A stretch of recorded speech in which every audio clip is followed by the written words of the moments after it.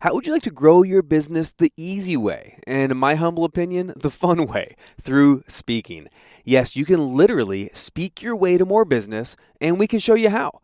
When I started my coaching business 15 years ago, I struggled making only $900 in the first 2 years. Yeah, you heard that right. Less than $1,000 in 2 years. The problem? I was busy running around to networking events and handing out business cards, trying to help everyone, everyone. Then I took the stage for the first time in my life and began speaking and teaching about the strategies I coached on. And when I really got my message dialed in, my business went literally from 3 figures a year to 7 figures. The secret I finally realized is that when you take the stage, you instantly become seen as the leading voice in your niche or industry. Today, we show entrepreneurs just like you and just like I was how to dominate your niche by becoming the leading voice, not just another expert. We run an incredible business mastermind speaker training program. It's called The Leading Voice. You guessed it. If you head over to leadingvoiceplatform.com/podcast and grab my free roadmap, 8 Pillars to Profitable Speaking. This free roadmap outlines the exact 8 secret weapons you need to truly become the leading voice in your niche. This is exclusively for my podcast listeners. You go to leadingvoiceplatform.com/podcast and start speaking your way to more business. Welcome to The Driven Entrepreneur, where we sit down with visionaries, trailblazers, and entrepreneurs and discover why and how they do what they do. We'll get the backstory, plus plenty of life and business lessons along the way. Here's your host, Matt Brauning. Broadcasting from the Leadership Academy studios, aka my new basement. Welcome to The Driven Entrepreneur, the go-to plan for coaches, authors, speakers, and entrepreneurs of all kinds to start, grow, and profit a business that you love. I'm your host, Matt Brauning, and today we have a very special treat. We are on theme as our book is in full swing, in full pre-release mode, Driven to Courage. We have a Driven to Courage author with us today who is, again, a real treat for you. I'm very excited. This is someone that I've been close to and working together with and really grown a friendship with over the last several years. Michelle Mehta, she's a Tedx speaker, a confidence expert, an international, I think 4-time, 5-time, you correct me, best-selling author, a lot of time best-selling author. She's been on the Tonight Show with Jay Leno, interviewing people like Deepak Chopra, Vincent Fox, a former president of Mexico. ABC TV said Michelle has overcome the unthinkable obstacles and is one of the most successful teen coaches in 2020. That was pretty cool. She's been one of the top female coaches from Yahoo Finance. She's worked with every company known to man, everyone from Wells Fargo to mayors of major California cities and celebrities. She is the whole deal, and she's overcome some incredible obstacles in life. Michelle, how are you, my dear? Thank you so much, Matt, for having me. I'm so excited to be here to celebrate this wonderful journey that we've been on called Driven to Courage. And boy, am I courageous being on your show today. Thank you so much for having me. Now that's funny. That's funny. You're courageous for being on the show. I love it. It's pretty easy to do, but we're glad to have you. Michelle, one of the reasons I really wanted to have you as one of our authors in the book and contribute your story to this is when I heard your story, I heard you speaking and heard your story for the first time. It's incredible. You came out and started sharing a story that you hadn't shared very often, and you've overcome a lot in your life. So because the theme for this show and this week is all about courage and overcoming, why don't share a little bit about that family history and a bit about your story of what you've had to go through. And what I love about you is you didn't go through and stay there. You went through it, right? A lot of people go to something, but you went through that and you've come out the other side and you're an incredible person with a really inspiring message. But catch us up a little bit on kind of what is some of the major things that have happened in your life that you didn't expect. Yeah, I think what's important is that I come from an Indian family background. And Indian families, as many of you know, we're so close-knit. And everything is about keeping it inside the four walls. I mean, you do not share lingerie outside your window. You do not hang dirty laundry. We And don't part hang of my lingerie journey, outside our window either, but that's a metaphor, right? right? But I decided to hang it outside boldly because I realized that if we don't change our mindset now, we're never going to change it. I've been in front of hundreds of kids that are in middle school and in high school. And I asked them, how many of you have evil voices inside of your heads? Every single hand goes up. There is not one hand that is slowly hiding. Every single hand goes up loud and clear. And that tells me a message. We have so much shame around the day-to-day activities that we do. Shame around not getting good grades. Shame around not passing a test on the first time around. Shame around having bad relationships. Shame around talking back to our parents. We're in a shame-filled society. And having the shame puts us in a dark spot because we are preventing ourselves from moving forward.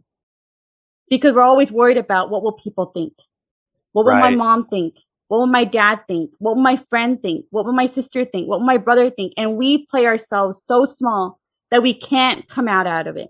And that's not just the Indian culture, right, Michelle? I see that in a lot of different cultures, specifically in a lot of different families. But I think even if you're not from one of the cultures that has a high, honor, shame, guilt, we had a client just the other day that was, loud and proud saying, "Hey, I'm fueled by Jewish guilt," right? And she was like, the Jewish mama kind of person. And I just cracked up because she was like, "Hey, that's the story, right? That we come from this place of the guilt, shame family."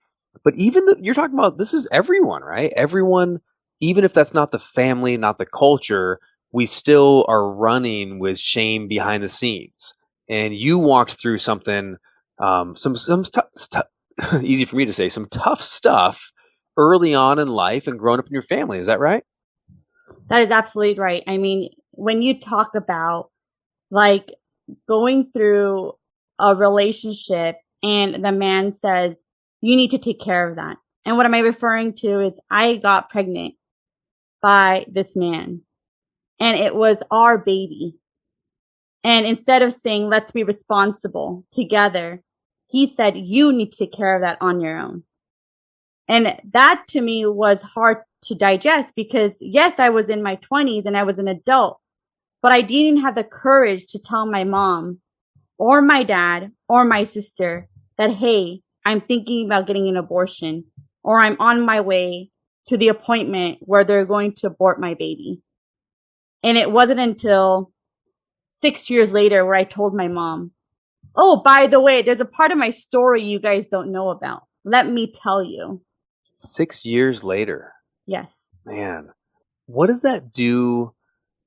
Because you're talking about really secret keeping. And as you said yourself, is out of shame, out of guilt, out of all those things, out of disrespect or dishonoring or whatever the story is. What does that do to someone? What does that do to you when you're carrying something that as heavy as that, as hard as that is, a decision like that you can't take lightly, obviously. When you carry that for 6 years, what does that do to you? And what did it feel like to, I guess, finally share it? It did a lot. First of all, I felt like I couldn't trust anybody because there was a programming that was created when I was younger. I was molested by my cousin, which is my dad's brother's son, somebody so close to home. And I thought older brothers were supposed to protect me. And because we were somehow chained to the same grandmother, I thought it was responsible to not share, to keep the family peace. And then when I got my abortion, years later, I thought, oh, it's just another thing I just have to cope up with. If I can keep a molestation a secret, abortion should be no big deal. And that's exactly what happened. I kept it a secret.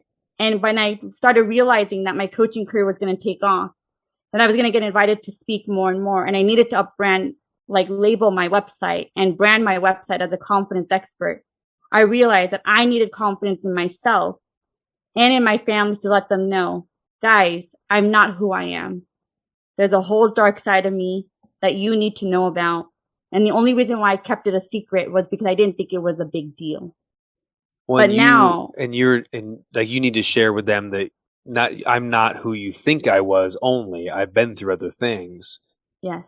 And the great thing I love about you too, I just want to kind of interrupt for a second, is that, you're a clear example of once you acknowledge that, and I know we're going to get to that, but you acknowledged your past and you owned your past. But once you acknowledged and owned your past and shared what you needed to, it doesn't control you. And right, you're a very shining example of someone who doesn't live in the past, but you acknowledged it and you're like, that doesn't own me. I own my future. Can you talk a bit about I guess the process of doing that, right?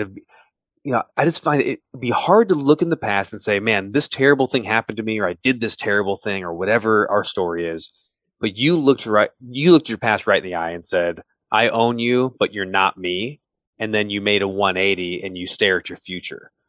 I feel like a lot of people would struggle with doing that emotionally. How did you have any kind of coping ways, or what was your mental, emotional, spiritual strategy for being able to do a about face turn? Yeah, I remember sitting at Planned Parenthood telling me, the doctor was like, we can't measure your heartbeat. Oh, and by the way, sign on this line because you might die. And I knew in this moment, there's a whole life ahead of me that I'm not going to die today, because I knew that there's a reason why God put me in this situation. There's a reason why I put myself in this situation. I didn't know then that I was going to be a coach for teenagers, but having that experience made me realize, and the connection that I had with teenagers back in 2019 by rewriting my story, that I'm not good with kids. My sister is. I'm more better with adults. Seeing those kids in front of me, and I said, I need to take a stand for them. I need to help them. I need to do something about them. I need to be the change I want to see in the world. And it starts with me. And it's because of my journey. And there's a reason why God chose me to go through this journey, living in the Indian family household and keeping it a big secret. There was so much more to life that I needed to experience. When you see those kids now, again, it's something I love so much. When you connected the dots with, this is my past, I own this. I didn't have the support, and whatever it is, right? We're not blaming someone, but whether it's no one knew you were going through it, so they didn't offer it, or whether they wouldn't have anyway, or whatever the case may be, you were, or you felt like you were, that you had to be alone in this when you were younger. What's different now, how you would approach another Michelle, right? If you see a Michelle out in your audience, or you have a chance to meet, whether it's a high school or junior high or beyond, right, like in the 20s, how do you approach a young woman or a young man differently if you're helping one of these kids compared to maybe how you felt like you were going through that time? Knowing that despite that we might be feeling alone mentally, we're not alone physically.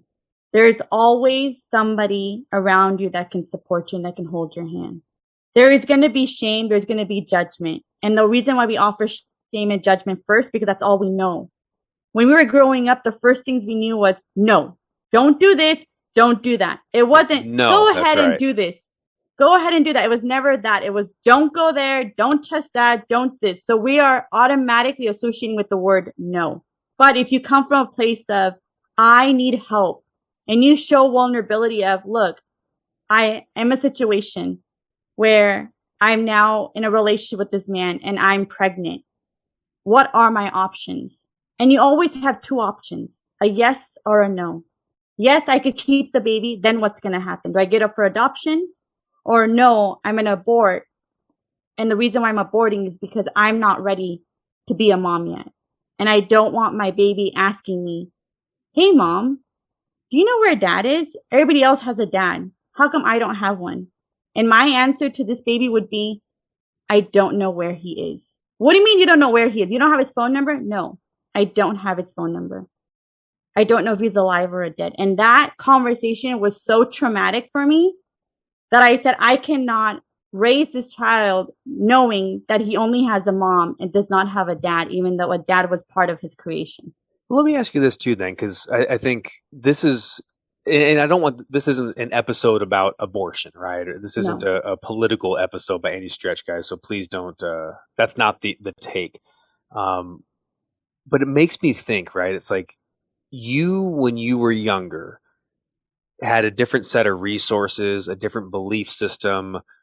You talked about, feeling alone in it and having to hide things. And it makes sense in my mind that like going down that road of, you know what, I can't handle it and I'm all alone. So what choice do I have? Do you not feel like and I know it's weird as a man trying to say this, but just hear me out, hear what I mean, right? Um, that now a young woman has more options, has more ability, right? Because hey, now with your help, with shedding the shame, shedding the guilt, it's like, well, let's stand together. Let's have community come around. Let's have family come around. And if family doesn't want to come around you because it's whatever, then there's community to come around. There's coaches to come around. There's people like you that can really help and say, listen, it's a hard conversation, but you can have that conversation with your baby and it's going to be okay. The Right. baby's not, 3-year-old's not going to go, what do you mean you don't know dad? They're just going to be able to grow up and be loved by you. So do you not feel like there's more option and more choice and more resourcefulness when you're coming from a place looking at who you are today, right, versus who you felt like you were back then? Absolutely. I did not know that there was a whole world of coaches revolving around women who have lost babies. I mean, there's a whole thing about rainbow babies, which is moms who have been pregnant again after a miscarriage. Oh, wow. Or having a full term baby after going through and experiencing miscarriages in their past. So there is so much more support and awareness that we have in 2022 than we did in the early 2000s. I mean, a coach used to be a taboo. Now there's literally a coach for anything and everything. Like when the iPhone came out, when iPhone 3G first came out, there was an app for everything. There's literally a coach for everything. All we have to do is do a little bit more Googling, a little bit more research, and you can get support. And part of me didn't feel like I needed to share with my family because when I had my first abortion, I was already in counseling. I was already checked into therapy. So I thought, I'm just going to talk about this experience I had, bring it up, I'll heal from it, the end. Same thing I was already working with the life coach with my second time. So I thought I healed right away. I didn't realize there was going to be trauma buried beneath me over the years because I talked about it. I solved it, moving on, because life is so short, in my opinion, to dwell upon the things that are not working. That's really well said. I'd write that on the whole. That's a bumper sticker right there. Life's too short to dwell on what's not working. Michelle Mehta. I love it. Which, by the way, you can follow Michelle at I am Michelle Mehta on Instagram and Facebook. She has some good stuff on there. Michelle, kind of pivoting for a minute here. You now, of course, you've been full-time focusing and working with teens, working with confidence. And I know you'll stretch and work with some older, young adults and so forth. What are some of the most important aspects that you've uncovered or that you focus on? So if you worked with a teen right now, if I say, hey man, my kid's struggling with something, what are some of the either signs or struggles that as a parent I'd want to know about to even know I want to find a Michelle to help me? Yeah, see where their lack of motivation is. Okay. A lot of parents have a complaint that the kids are lazy. And you'll see these kids like literally sleeping in class. And you're wondering what's going on with them. But then they're not motivated because sometimes they're so creative that writing numbers on a sheet of paper is not their jam. Doing geometry or mathematics or algebra or writing an essay in English is not their jam. And we label our kids with such harsh words, such as you're lazy, such as you're dumb. How could you not know that? But they don't know that because no one taught it to them. Well, you're not dumb. Now it's just you have a disability. Now you just have something wrong with your brain, like trying to be nice. But even that is so unbelievably judgmental and limiting because it's not true. You don't have anything wrong with your brain because you have ADD. Right. I think you got something right with your brain. Exactly. And that's it. It's just the expectation that we have on these kids is so high that we start seeing the kids as adults versus taking a step back and be like, how was I when I was their age? What was life then when I was their age? Granted, a lot of adults didn't grow up with social media like the kids are growing up with right now. But then get curious, ask questions. What is it that you're searching on social media? What video game are you playing? And go from there. Let's talk about that a little bit since that came up. I really love that. So first, you're saying they're not necessarily lazy, and certainly don't say they're lazy just because they're sleeping in geometry class, but then they can stay up till 3 a.m. playing Fortnite and there's no issue. So it's like, well, are you really lazy, or are you uninterested in things? But then you talk about social media, and I think that's something that, I have an 11-year-old son, as you know, you've met him. Um, he doesn't have any social media accounts, and I don't plan on doing that yet. And in the next year, 2, 3, as that comes up and his friends do, we'll have that conversation. But I am scared is a little strong of a word, but I am very intentional and a little concerned on what the future of social platforms will be for these kids that are growing up not knowing anything but. And can you talk a bit about some of the problems for teens growing up now, preteens and teens growing up now that don't know anything but social platforms? What is it doing to them? What are some of the issues? And then we could probably talk about also as a parent, how can we overcome that? And I get it. Your 17-year-old daughter, you can't say you can't go on TikTok ever because she'd be shunned. So how do we help them to engage the platform without the judgment and losing confidence and all the negativity that can come from it, the comparisons and so forth? So what are some of the problems, and then what can we do about them? Yeah, absolutely. So one of the things is that obviously you're comparing your life with the people on social media. You start seeing, oh my God, they're posting a picture with their family in Bora Bora. Here I am sitting in Grand Rapids, Michigan, stuck at home. What am I doing wrong? Hey, easy there. Right? But yes, I want to go to Bora Bora. So that comparison, but really understand what is the reason of them posting, right? Figure out put yourself in their shoes. Why are they posting? Are they doing it for attention? Or are they just showing that, hey, look, I just had a great time. Here's where I'm at, and letting it go. A lot of people, what happens is they overthink the issue. They overthink the posting, right? And they start then putting themselves, like a lot of times people are like, well, Kylie Jenner does this and Kim Kardashian does this and Khloe Kardashian does this. How come I'm not like them? But you're not. You don't have a $1 billion enterprise based on 20 seasons of reality TV, right? You're not a product. Exactly. You're not a commodity, my dear son, my dear daughter. Right? Exactly. And that's what happens. And that's what happens. And that's the thing, is that we are blindly following social media really without realizing the impact that it has. And then all of a sudden impact is created around it and the awareness is created around it, people all of a sudden go, it's either 100% yes or 100% no. No one likes to play in the gray area of social media unless you hang out with Matt Brauning and team, where they play in the gray area because they're creating a brand for themselves. And I do feel like, I was just having this discussion with someone today, Michelle. I do feel different where I don't like social media. A lot of it I really don't like. And I go on and I have to go on. And hey, if you follow me, I'm glad you do. Thank you. It's at Matt Brauning, Facebook, Instagram, YouTube, Twitter, all of it. And I like some of the interaction, but there's a lot that I don't like, and I find myself wanting to live my life and not go on there. But a big part is what you were just saying is, it's a comparison frame.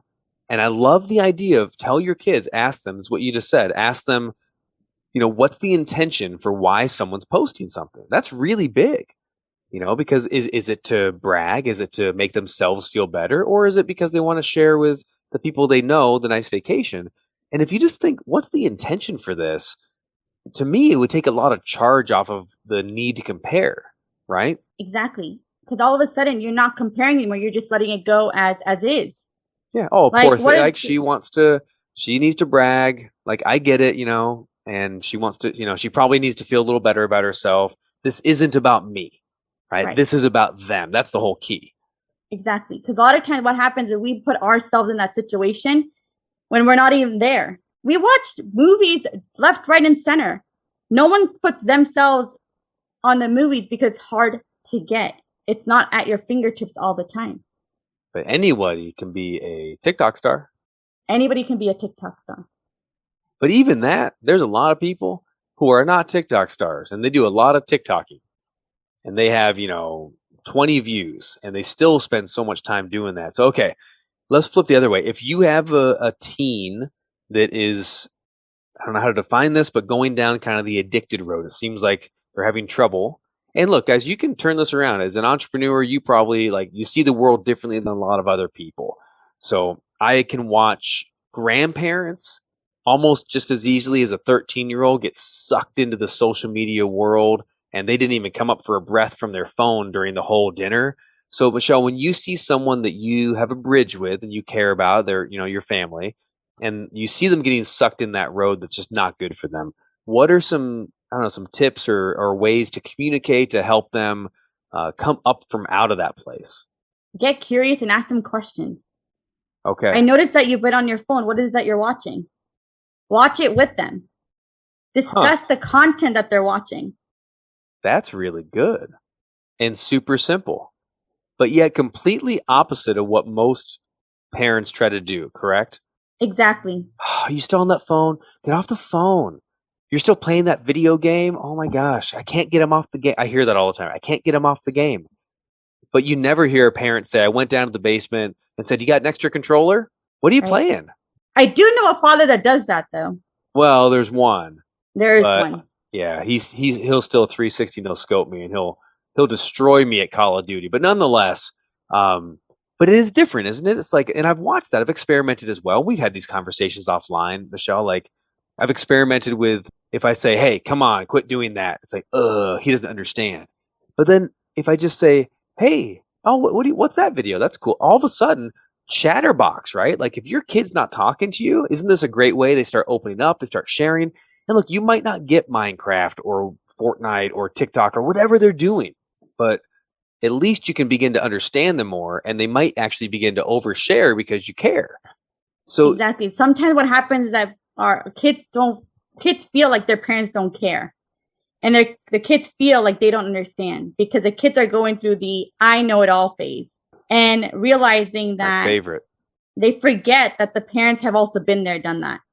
They may not know everything, but they do know some things.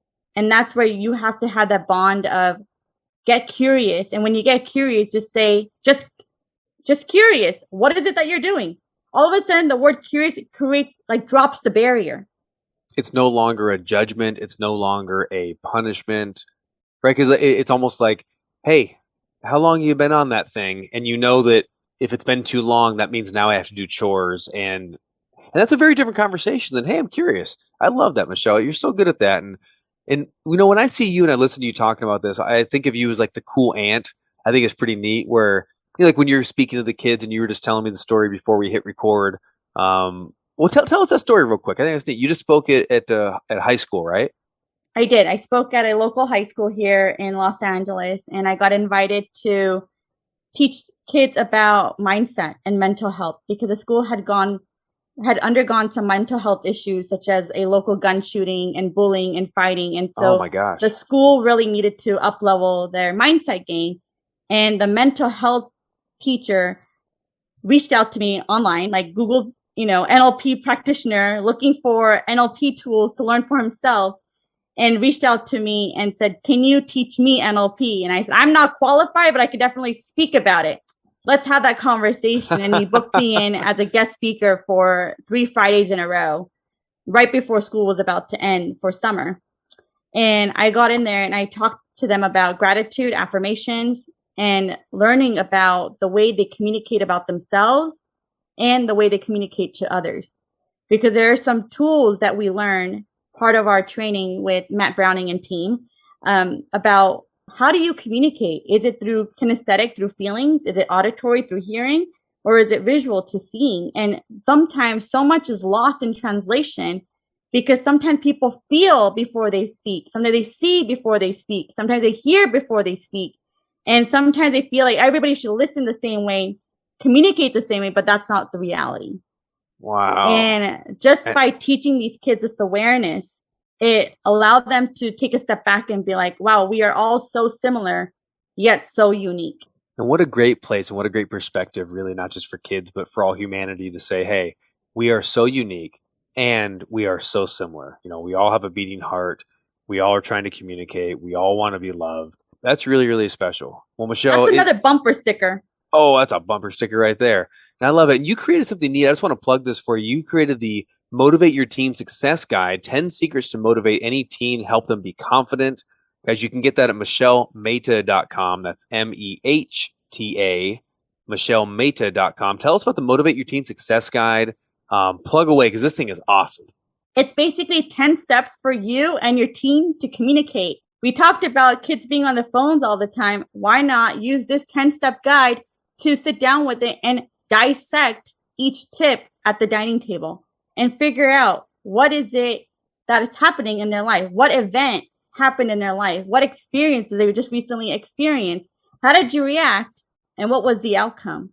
Because that is something that I teach about. Your event or your experience is constant. The way you react is up to you. You can react positively. You can react negatively. You can react with the clap. You can react with the stomping on the foot. How you react determines the outcome. So some things like that are important. Also, we come from a place of judgment. That's what we've learned from the time that we were born. We judge people by their color. We judge people by culture. This will allow you to stop judging them, stop setting expectations, and just be present with what they're saying. Come from a neutral point. So these 10 secrets then, so these are some of the secrets, and these 10 secrets can actually be great. It sounds like conversation starters.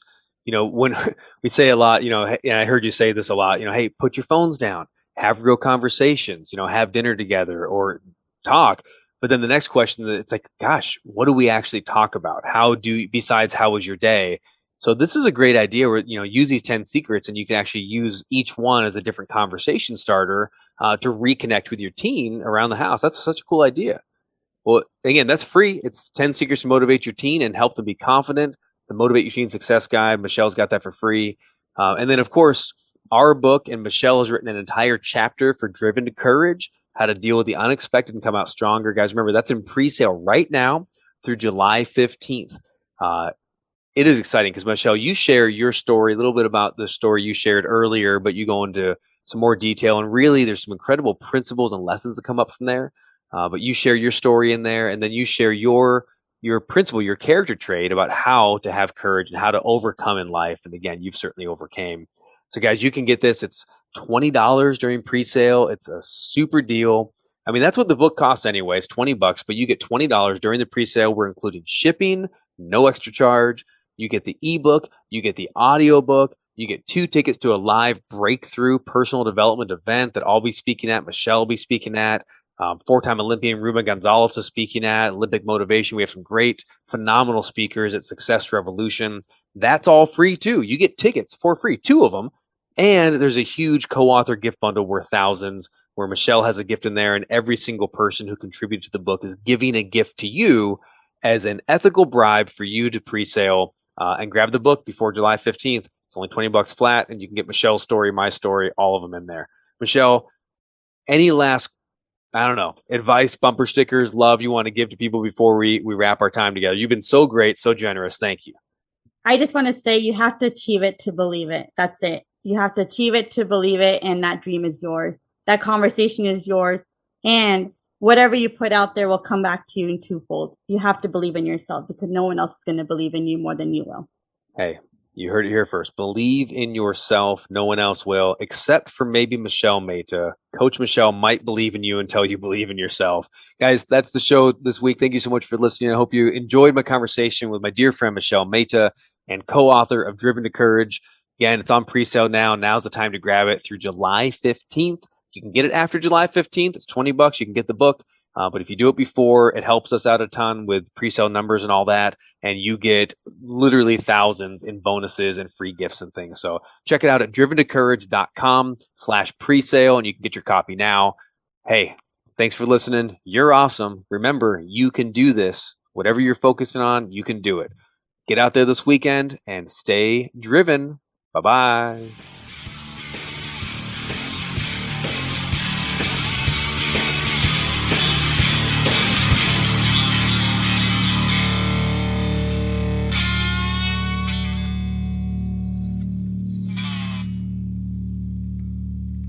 Hey, this episode is brought to you by my very own NLP practitioner course.